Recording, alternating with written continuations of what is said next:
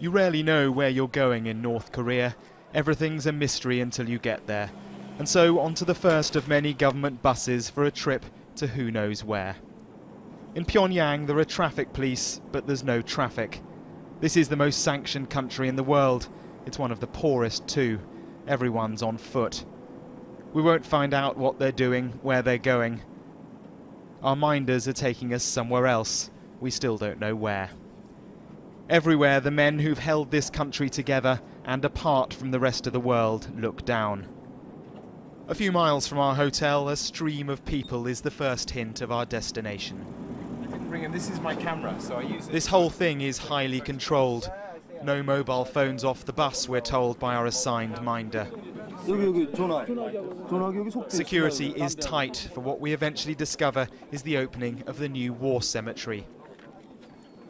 This weekend marks 60 years since the end of the Korean War, and we're here with rare access at the invitation of the North Korean government.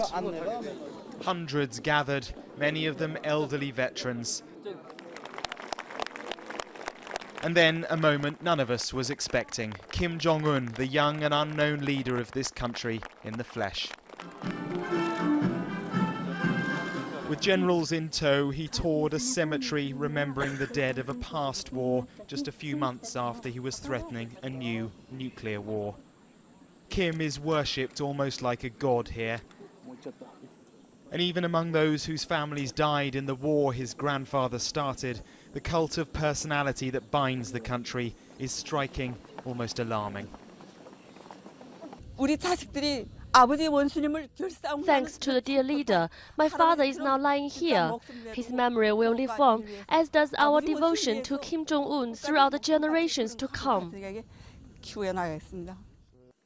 Many wars may seem futile, and yet this one somehow more than most, because 3 years of fighting, no one knows exactly how many people died, but it was well over 1 million.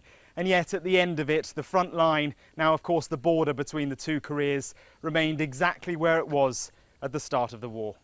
60 years on, the new generation of fighters are, we're told, as devoted as those before them.